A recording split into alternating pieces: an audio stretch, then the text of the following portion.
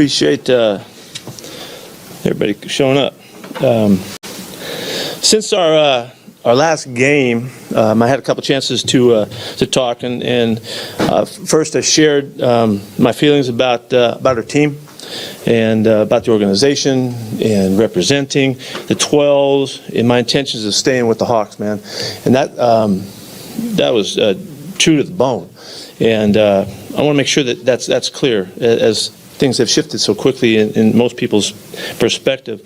It's been an honor and a thrill to be part of this program, and I've loved every minute of it, and you've watched me love it in particular, and it's exciting that there's such a future here, and you can see it, and we know what's happening, and it's bright, and the club's got great places to go, and there's great chances. It don't ever happen automatically. There's a lot of work to be done and all of that, but the future is bright. And following our season-ending meetings with ownership in the planning sessions, it's clear that, and for a variety of reasons, we have mutually agreed to set a new course and for the club to take on new leadership. And that's just a decision that's been made, and there's a lot that went into that and a lot that went behind that. And for all my guys, I think you know how much I probably competed for our perspective and our standpoint and all of that.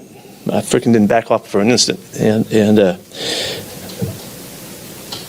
what's going to happen now is the process will start to get new leadership here, and then that'll be on Johnny's docket. He's going to get after that and make that happen with help of ownership and all that, and we'll be supporting them as much as possibly can happen so that they can do a great job with it. I'm so grateful to the coaches that have been with us for so many years. Also, all of the coaches that have been here for the years before that put up with my stuff and found way, to bring it to life daily, and I have great gratitude for that. Really, it was really, and I go to it's not just the dedication and the loyalty, it's the freaking juice. It's bringing it. And I asked a lot of them, and they were good at it, and I appreciate that a lot. I'm so sorry. I'm so heartfully sorry for the families. Y'all don't realize how deep this runs. It's just going next coach, next staff, what's going to happen, what's the future and all that. There's people in this thing. And it breaks my heart that so many people get shocked and adjusted and surprised and all of that, and the children, and we have so many kids in this organization that we love so much and we celebrate whenever we get our chance. It breaks my heart that we're dealing with that, but that is what happens, and that's part of this business and part of a lot of businesses. It's not unique just to us. To the players that have been part of this thing, you don't probably know this, how deeply I feel about the NFL is about the players. And we've not recognized that to my satisfaction. I brought it up at the league meetings a few years ago and probably surprised some people about it. But this league is about the players. And without those guys doing what they do, there's nothing. It isn't about the ownership. It's not about the coaching. It's not about the color of the uniforms or going to the stadiums. It's about those guys doing what they do and putting their body on the line so regularly. And it's not just a statement. It's real. We should always, in my opinion, understand that we should celebrate those guys because they are the NFL. They are this game that we love and the game we get to coach. Who would I be coaching, I have a lot of thoughts about that, but I really do appreciate it. And to see some of our guys here today, it means the world. It means the world.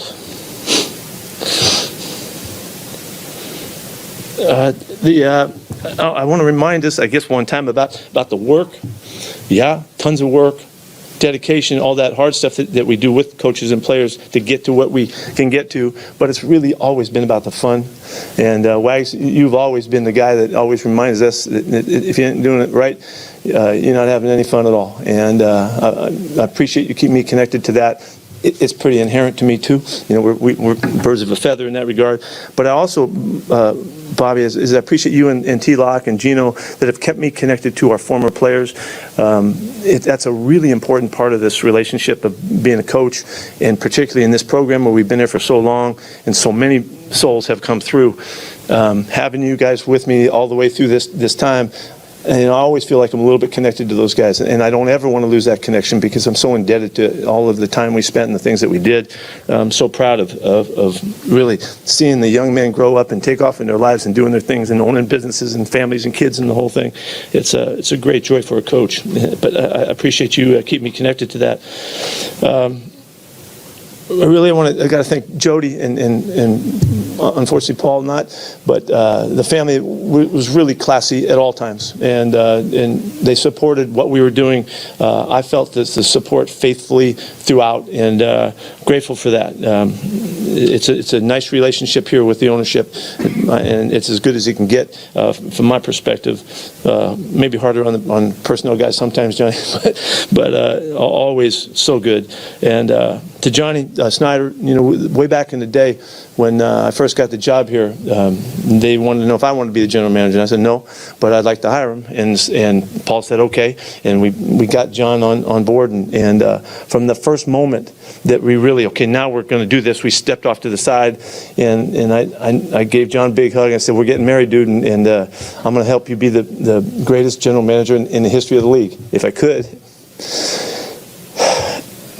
And you took 14 years to get to it, and I'm so proud. I'm so excited for you to have this opportunity. It's going to be cool, and it's always been a great marriage, and it's just unforgettable, and I'm just so grateful for that.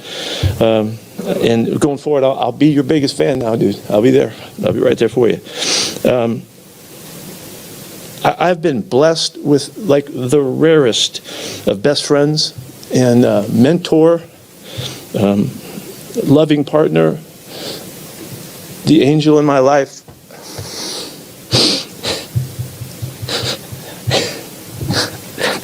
This is worth crying for. Glenda, nobody would ever understand how significant she's been through all of the stuff that we've been through, and how important she is. As she's just been the angel in my life, and I owe you everything. My boys, Brendan and Nate, you guys would have no idea how valuable they've been to me, because they were the ones that would give me all the crap about what I was doing wrong or what I was screwing up. They were harsh, and their critiques were rash, and the whole thing, it was perfect because I needed that loyalty, and they were the epitome of it for me, and forever grateful. They know, but I don't mind saying it to you, because it's hard to be that deeply loyal. It's hard to tell people what they don't want to hear and what they need to hear, and it's rare to have people around you that were willing to do that, particularly when you get in this kind of position, and it's so necessary to do well and do right. So fellas, I love the hell out of that. Jamie and the crew, my daughter and all our husbands and wives, and our 7+ kids. We got one on the way coming in April, making Glenn and I the proudest grandma and grandpa you can be. Really grateful to those kiddies that put up with Grandpa's crazy stuff, because you can imagine I'm a pretty whacked out grandpa. And I just want to say this, that one of the things I'm most proud of in getting here is way back in the day when I called Tater and said, hey, we got a chance to go to Seattle, man, and how about we take a shot and get up there, and maybe 2-3 years they'll give us a chance, and then they'll kick us out of here, and we'll see what happens, but I'd like to take the culture that we had at SC and see what happens. And he said, hey, of course, Tater was always on board. Heck yeah, let's go. And 14 years later, man, we're both still shocked by that, but we're grateful for it as well. But what I am most proud of is that we took a culture that we developed there in those college days and came here to see if you cared for people deeply and you loved them for who they were and tried to find the extraordinary uniqueness that made them, and celebrate that, and not try to make them something that they're not, and not to try to expect them to be something other than that, but try to see if we can capture that extraordinary uniqueness that they had, and celebrate that with them. Let's see what happens. Well, at SC, we killed it. And we came up here, and overall, we've been successful for a long time. I didn't think any way that this would happen like this. I didn't have that vision. But I'm grateful for it, because what we have here, we have an extraordinary culture. And I'm really proud of that. The guys that are here know. Guys that come here and leave know. Guys that haven't been here before and they show up here, they're shocked. And really, that happens because you guys continue to celebrate it and keep it going, and I'm able to keep calling on you guys to illustrate what it's all about. And this is a very special place because of all of that, and I'm grateful for that. The one last part of that I wanted to say is that what it's always been behind the culture is trying to help people find their best, and one person at a time. And it works. It's real. And you can feel it. And I'm really grateful for that. So we learned something here. It was a total experiment. It was a dictator. We had no idea. But you guys are examples of how that worked out. So I love you and appreciate that. So that's it for now. And I'm freaking jacked. I'm fired up. I'm not tired. I'm not worn down. You guys tried your best. You didn't wear me out. It's the end of the season. I'm supposed to be, go lay on a cot somewhere. I ain't feeling like that. And, there's what's coming. I don't know. I got no idea. And I really don't care right now. But I do. I'm excited about it because there's a lot to learn. There's a lot to study. There's some great discoveries that are going to come our way. And as my all-time mentor, Bud Grant, said, not in so many words, there's rivers to wade, there's waves to catch, and there's mountains to hike. And it wasn't exactly how Bud said it, but I get it. And that's some cool stuff that we're going to do here. And I look forward to all that. So with that, go. What do you got? The statement indicated that you're still going to be around the organization. You still got some work to do here. What does that entail? We're going to figure that out. We don't really know right now. But I'm grateful for the intention that that the organization has, to try to find something that makes sense. So we'll see. I don't know. You went into the decision to step back, or I guess agreed to step back and not be the coach anymore. Why did you agree to do that? Well, I competed pretty hard to be the coach. Just so you know, because I just wanted to make sure that I stood up for all of our coaches and the players and the things that we had accomplished, and not so that we could be the coach still, but so that we could continue to have a chance to be successful and keep the organization going. That's what I was fighting for. So I in that regard, that was what I was representing in our discussions, and we got to a good part, a good clean spot where it made sense, and I went along with their intentions. Do you feel like the team could take the next step forward and continue? There's no doubt. There's no doubt in my mind. Yeah, and we all know that. You sounded pretty confident Sunday and Monday that you would continue in your coaching role. Can you walk us through what the last couple of days have been like? Just that we had our year-ending meetings with ownership and planning sessions with Johnny, and just talking through stuff, getting ready, and it takes us to the point where you get to what's next. And this isn't about me being the head coach. It's about this organization being successful and being on course for the long haul of it as well. And I realize that. I mean, I'm about as old as you can get in this business, and there's coming a time they got to make some decisions. If there's some way that I can add something to them down the road, we'll see what happens. But this is a good move for them, and Johnny's going to take this thing, take the bull by the horns, and roll. And I'm so thankful that I get to see him take that next step and watch what he does with it. He's going to kick butt. Coach, can you be more specific about that decision? I mean, what was there a disagreement? No, I can't. I'm not going to. What are you going to miss most about coaching? The chance of being in one of those parades. Yeah, the thrill of a lifetime was being in that parade, and for our fans and the people and all that. And that's. I don't know, who's to say? I don't know what's going to happen next. I'm not sure about that. But that pursuit to the greatness of the moment that you celebrate with everybody, there ain't nothing like it. So it's worth fighting for. If the right opportunity to become a head coach, we'll have to wait and see. Today's about today. I don't know that. What was different between your vision and theirs? That's what I'm not sharing. It wasn't because it wasn't special to you. No. Back in 2010, before you were in a coaching game. 2010, okay. You said you wanted to disprove the idea that you can't have fun coaching football at this level while still competing like crazy and winning. How much pride do you take that you were able to do it the way you wanted? It wasn't very hard. It wasn't very hard for us. And that's just been the way we've always done it. But It's been mistaken and misunderstood, I think, a lot, that, we missed the point, and, we don't realize the sincerity of it. That ain't what's happening around here. That's not how we do it. There's plenty of room to have the fun if you have an eye for it and if you appreciate it, and that's why Bobby is so important as one of the players that always reminds us, if we're not having fun, we're missing it, and I've said it, if we're not having fun, I'm totally screwing up. That's what I've always felt. And so, it's a constant. It's part of it. It's part of making the environment that you work in alive and sometimes uncertain. You don't know what to expect from what's going to happen next. It's like going. Okay, well, keep going. It's like going into your high school class. Maybe it was a history class, and you had a teacher that was really unique. The music was playing, or there was something going on, and you could hear it as you're walking down the hall, and you couldn't wait to see what was going on that day. That's what this learning environment was supposed to be like.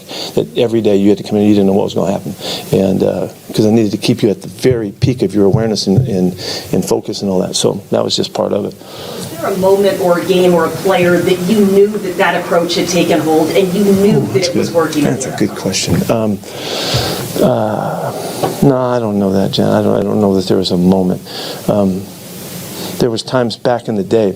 I realized back at SC, that we had something special, and because we were continuing to, we won so much they ruined me for life. It's hard to imagine when you can win 3 straight years, every game, keep coming back, summer times, the off season, all that stuff, and it wrecks you. I did want to say this too. There's never enough wins. There's just never enough. You win 15, you won 16, you won 16, you won 17, you won them all. And that's it's a curse, but it's also the blessing because it drives you in such manner. So. Was there something in the NFL, like when you got to this team, where you knew that your approach had taken hold like that? Let's give this the moment. If there's a moment, it was when we had the opportunity to play New Orleans. We're 7-9, and everybody's dogging us and all that about, you don't deserve to be there, and they're the world champions, and then we beat them right here, and we beat them in fashion, in style, and I think that was because we were talking like we were going to win that game, and nobody else thought we could ever win that game, and we went out there and put together, an effort that separated us, I think, and we were never the same from that point forward. So thank you for reminding me about that.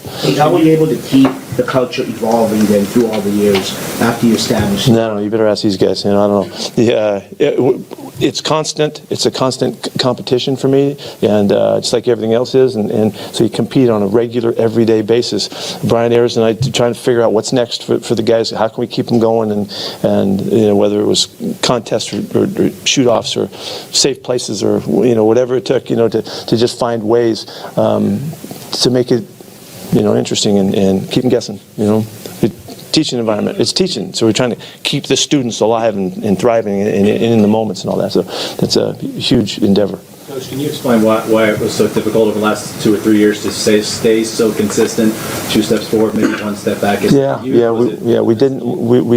We lost our edge really, and the edge to be great, which was really how we ran the football and how we played defense. It wasn't as good as it needed to be, and y'all get tired of me thinking I'm 3 yards in a cloud of dust. You guys don't get it, and I'm sorry about that, but it's all part of the whole cycle of what you do when you put a football team together, and we weren't as clear in the last couple of years. And it was just 3 years ago or 4 years ago, the 4 and 3 years ago, I think we were first in the league in rushing defense and 5th or 6th in rushing defense or something. We had back-to-back years there, which was one of the elements that you need. You need some special qualities about your team that separate you and make you an individual. And we kind of got in the mix too much. We weren't high-profiled enough in the crucial areas that we needed to be.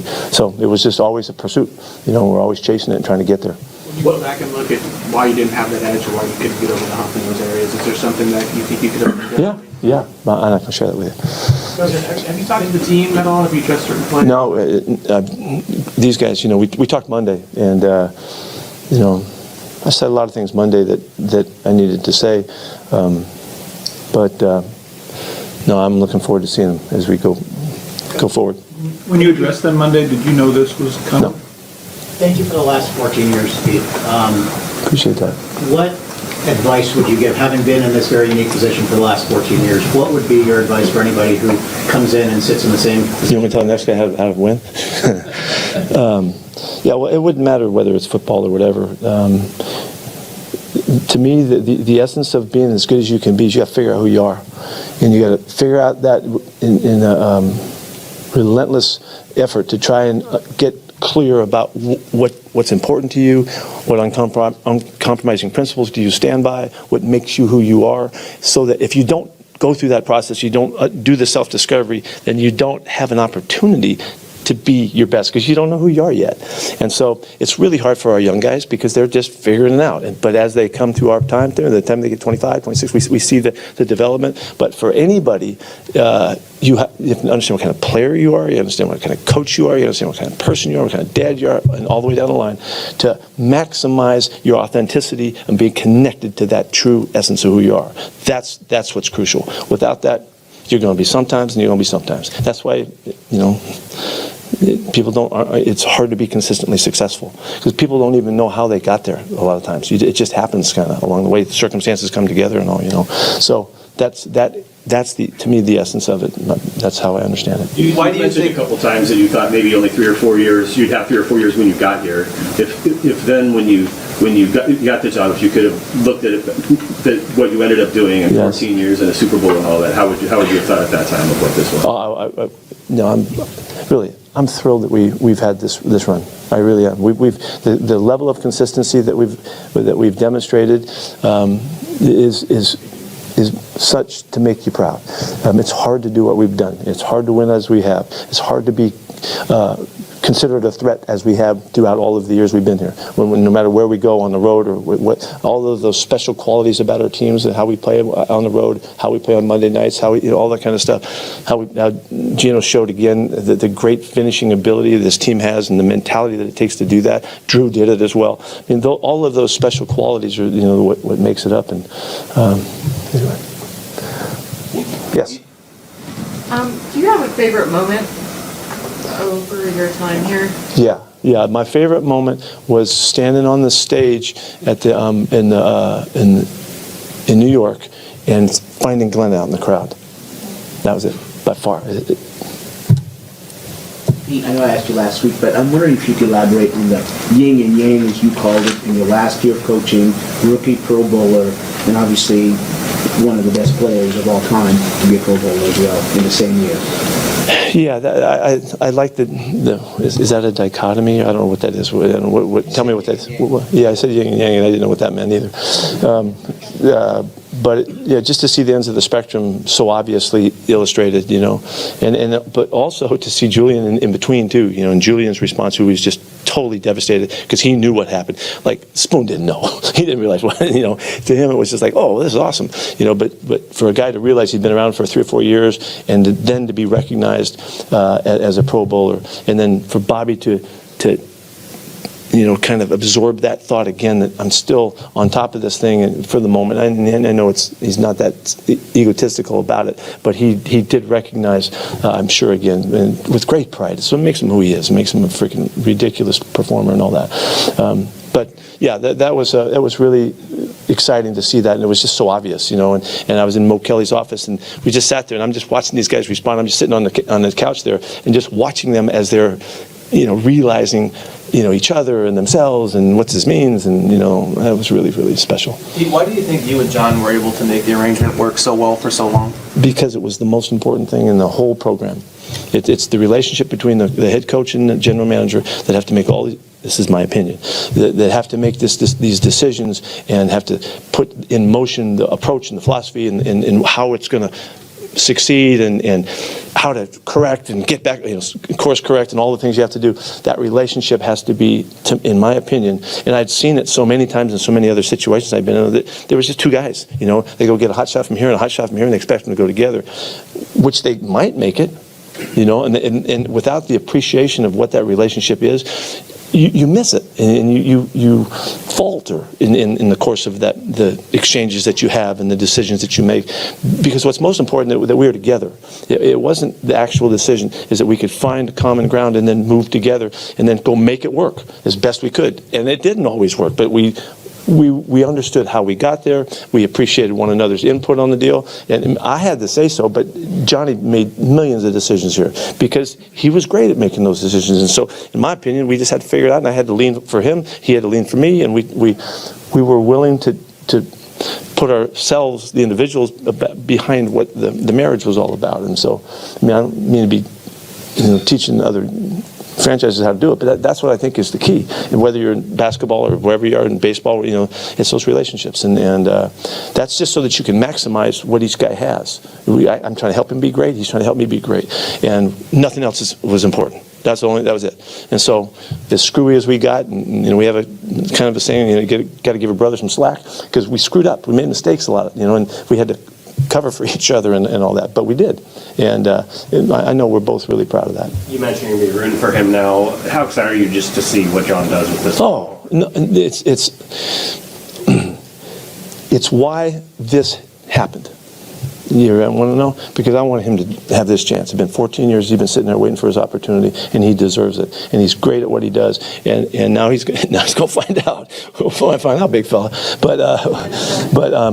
And he deserves this moment. And I was cheerleading for him. And if there's nothing else that was part of this factor, that was the biggest factor from my input. Somebody asked the question, and I gave you the answer. It was to help make sure that he could have this opportunity, and he's going to go for it, and I would do whatever I could to help him be successful. Still. What do you want to be remembered for as the Seahawks coach? What do you hope? Roy Hobbs. Yeah, I wish. What I'd like to be remembered like Roy Hobbs. There goes Roy Hobbs, the best there ever was. I wish it could be like that. You had, I think, nobody has a clue what that relates to. You had a couple years left on your contract, I think. Was it your intention to coach out through? Yeah, I mean, no. Let me clarify. No, it wasn't my intention. It's just that's kind of what's happening. But I always thought we would maximize, and we would always go to the next. And David Brooks taught me a long time ago about 5-year plan. Keep looking ahead 5 years. Each year you go 5 instead of looking at what am I going to do at the end of this year. That there's always 5 years out there, and it gave me a perspective well back in time that helped me understand how to keep projecting and not be so short-term dependent on and judgmental. You mentioned the veteran guys connecting you to the past. What did it mean to you that over the years you have KJ coming around, Cliff, Sherm, Marshawn, the way everyone stayed connected to it? Mike B, Big Red, all those guys, man. I mean, those real dudes, Banger. I mean, so many guys, that were part of, Mikey Morgan, part of where we were, that we weren't anything. And then we were something, and we made something special. The run that we had, that 5 or 6 year run to playing defense around here, was like historic, and it was because of the players and the scheme and the coaches fit together. We had to fit together almost perfectly to maximize all of it because we weren't very complicated. We did stuff really, really, really well, and that's the essence of football. But we had a run of it that just made us kind of just bond in a way that these guys know it'll never go away. It's just something that they'll live with, which is a very special part of the game that sometimes happens. What can the NFL do better to celebrate players and value the relationship that you make? I appreciate you asking that question. I brought this up years ago to the league and right to the top of the league that. What the heck, Dave? I can go ahead and do this whole thing, right? What else are we going to do? I felt that the league could use direction to celebrate a new focus and that they were missing out on, and because we're into TVs and games and playoffs and all that kind of stuff, and free agency and all the things with contracts and all the things that happen, drafts and all that stuff. That's all part of the league. But the real part of the league that could give us real focus and direction is celebrating the players that make this game happen, and realize that and come to the understanding that you have no game without these guys, and you have no level of this game without our guys, and they deserve to be seen for that. What does that mean? Well, you're going to look after them. You're going to take care of them. You're going to see them through their careers the best way you can, make the decisions that always support their health and their welfare and their well-being and all of that. That's part of it. But then as they come out of their careers, what are we doing for them? Do we let them go and now they're on their own? Or do we celebrate them from now on? Was it not worth a lifetime of support for those guys, and whatever that means? And there were so many ways to do that.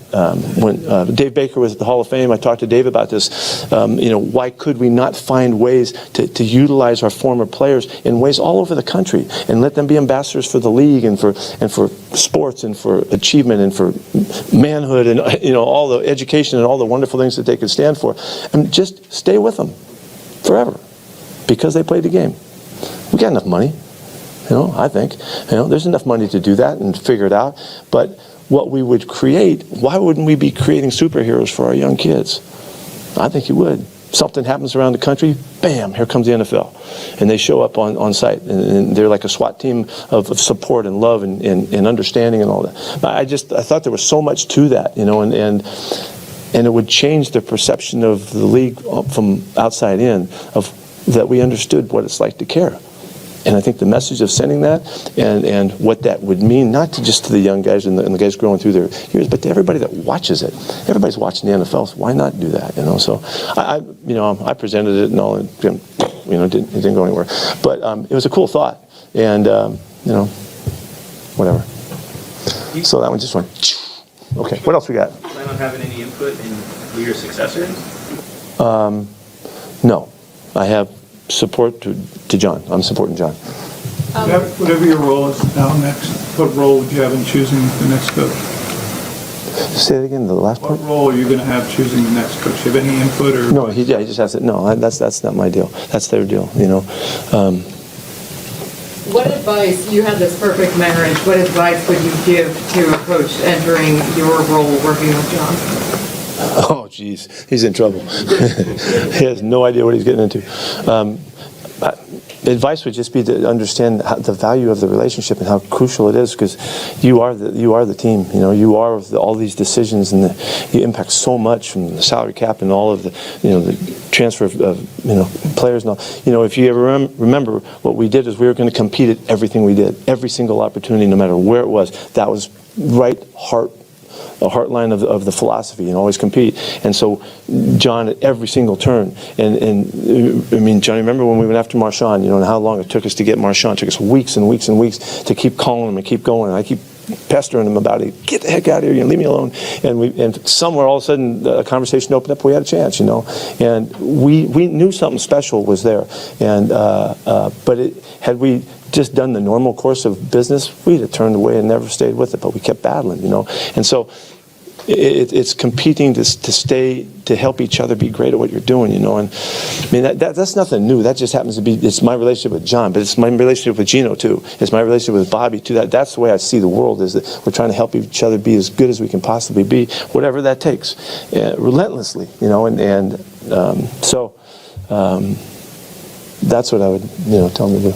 Maybe this is unfair to ask, but do you have any? Bob probably is. Do you have any regrets about anything from the last 14 years? Yeah. Oh man, there's so many games. There's so many games. It's the games, I mean, let's look at this season. We screwed it up and made Jason have to kick a 55-yard freaking field goal to beat the Rams, in the wind, in an indoor stadium that was windy somehow, or whatever it was. And I mean, how hard can you make it, and not winning the freaking Dallas game? Think of all the games we won in the exact same scenario. I think it's 3rd and 2 on about the 35 or something like that. We don't make that one. We don't make the 4th and 2. We let them off. We had them in our minds, and it just got away. So I regret that, but there's millions of games. That's what I'm saying. There ain't enough wins. As a coach, there's not enough wins, and we know right now there's not enough wins this season, and it's a big challenge about doing this work. If the Bears had won and you guys had got in again, do you think you'd be in this position? Or do you think not making it? Not today. Anything else? Thank you.